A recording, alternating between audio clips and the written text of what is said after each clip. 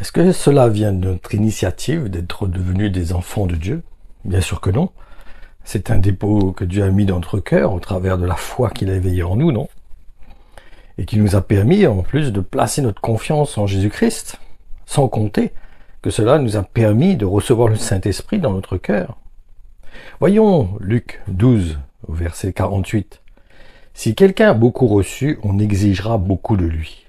Et plus on vous aura confié, plus on demandera de vous. » Mais est-ce que ce dépôt nous a rendus parfaits? Encore non. C'est juste comme un passage, comme si on passe une porte dans un accès, et l'occasion donc d'emprunter un chemin, comme une course, que nous courons afin d'aller jusqu'au bout, afin de passer le but.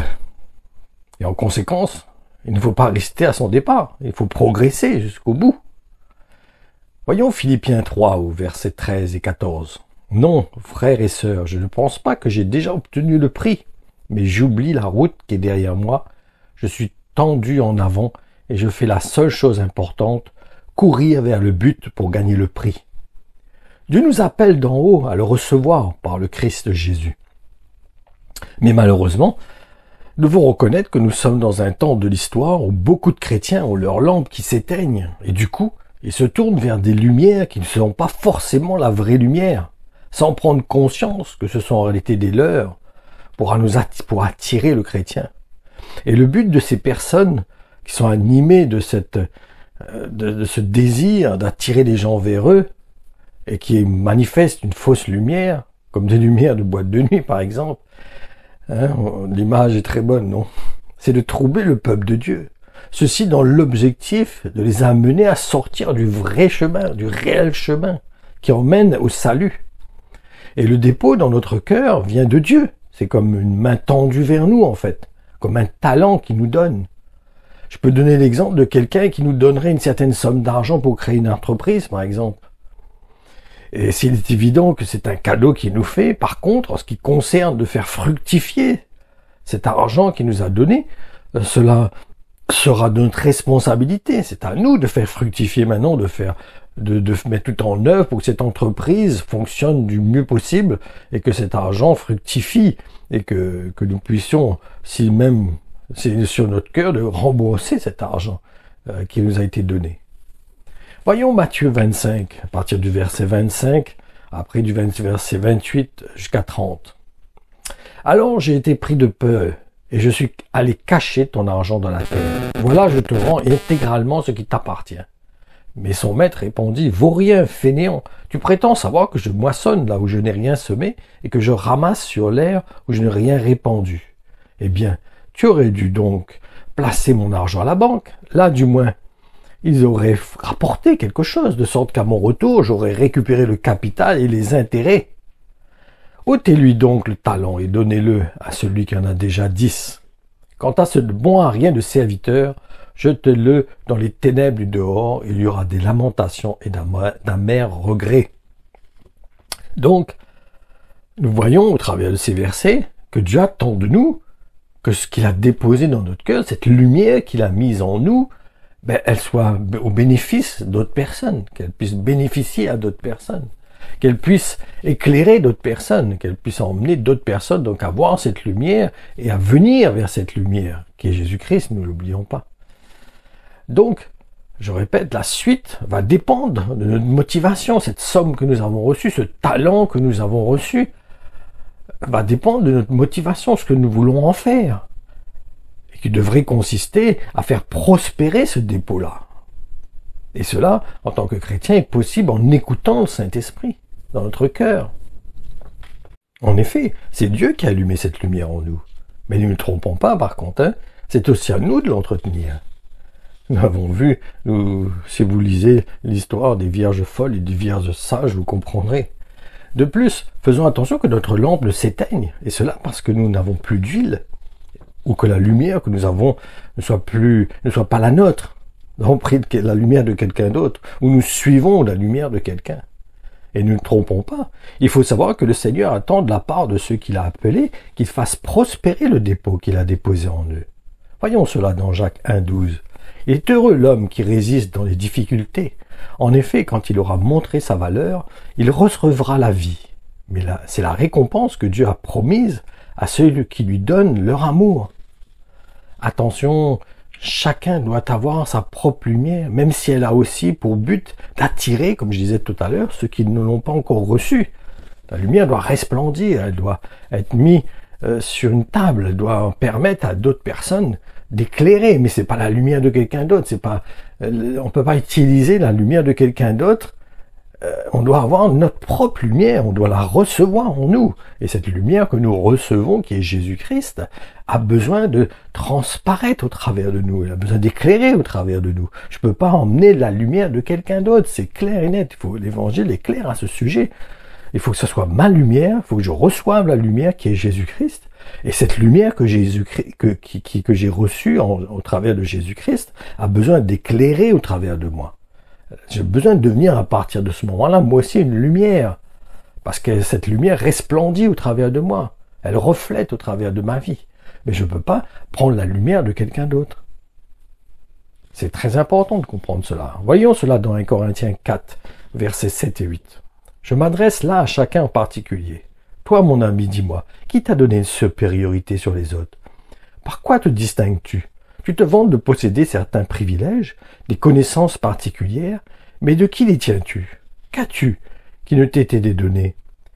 Mais si tu as tout reçu gratuitement, pourquoi t'en vanter comme si tu l'avais acquis par tes propres efforts?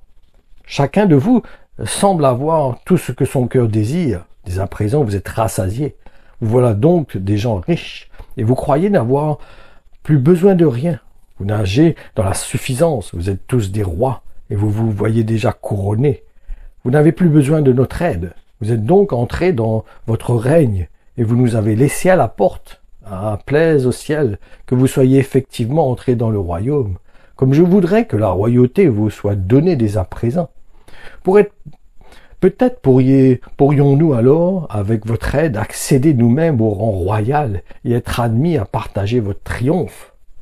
Attention d'être dans cet orgueil, de penser que nous éclairons, que nous sommes lumineux, et qu'en réalité, nous éclairons rien du tout. Et qu'en réalité, c'est la lumière de quelqu'un d'autre que nous portons, ou que ce n'est qu'un langage. Mais la lumière, elle reflète, elle attire les gens. Donc, crions, Seigneur, que cette lumière, réellement, nous la portions avec crainte dans notre cœur, que nous la laissions resplendir au travers de nous. Voyons aussi Matthieu 25, 9. Mais celle-ci leur répondit, impossible, il n'y aura jamais assez pour nous et pour vous. Courez plutôt en acheter chez les marchands d'huile. Voyons que l'apôtre Paul, juste avant, reprochait aux Corinthiens qu'ils étaient autosuffisants, ils n'avaient plus besoin de l'apôtre Paul, il l'avait laissé à la porte, il dit, c'est comme dans Apocalypse 3.20 où il dit que Jésus frappe à la porte. Hein? Pourquoi? Parce que ces chrétiens, le contexte de ce verset dit que les chrétiens ont fermé leurs portes et Dieu est obligé de frapper à leur porte pour leur dire, ben là, vous m'avez mis dehors, vous ne portez plus attention à la voix de mon esprit dans votre cœur. Attention, attention, je vous alerte. Et c'est pareil vis-à-vis des vierges, où les sages disent, mais vous auriez dû acheter. Vous auriez dû acheter cette huile avec le marchand. Mais qui est le marchand? Qui sont les marchands? Ce sont ceux qui dépensent la parole de Dieu, comme Jésus qui est venu voir Pierre et qui lui dit, paie mes brebis, paie mes brebis, paie mes brebis. Occupe-toi de mes brebis, donne-leur la nourriture. Cette nourriture que j'ai communiquée à ton cœur, cette nourriture que je t'ai transmise, mais donne-la aussi à ceux que j'appelle à être participants de la gloire divine. C'est comme s'il communique cette lumière. Il a communiqué la lumière. Vous savez, j'ai étudié là, c'est de la lumière dans la parole de Dieu. Et c'est clair que Jésus-Christ est la lumière. Il est la lumière. Et quand nous recevons Jésus-Christ, nous recevons la lumière. Parce qu'au travers de sa parole, c'est sa parole qui nous éclaire, qui tranche, qui sépare ce qui est de la vérité de l'erreur.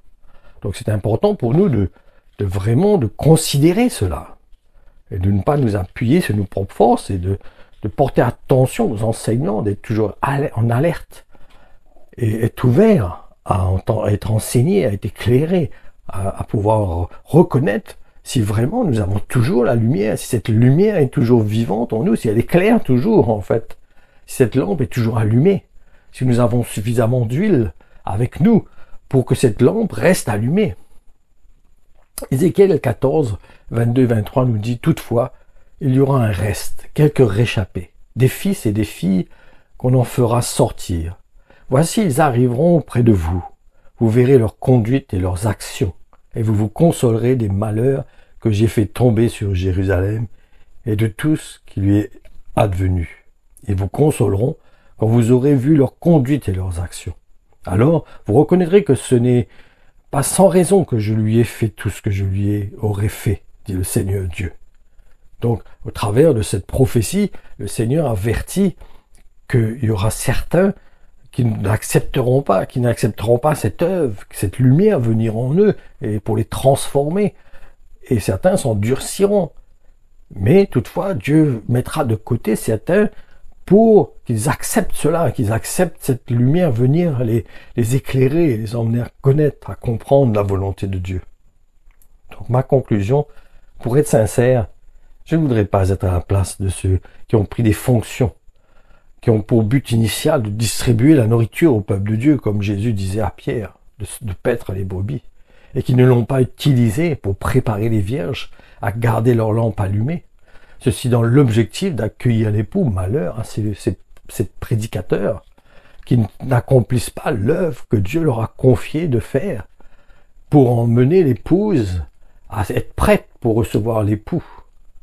Malheur à eux, s'ils ne se repentent pas et s'ils ne reviennent pas dans une bonne disposition de cœur et qu'ils ne laissent pas cette lumière briller en eux et refléter au travers d'eux. Vous savez, nous n'avons rien reçu. Tout ce que nous sommes vient de la grâce de Dieu. Tout ce que nous pouvons accomplir pour Dieu vient de la grâce de Dieu, vient de la miséricorde de Dieu. Parce que nous acceptons de nous dépouiller afin que Christ vive en nous, afin que Christ prenne la place dans notre cœur et qu'il reflète au travers de nos vies. Donc considérons cela avec attention.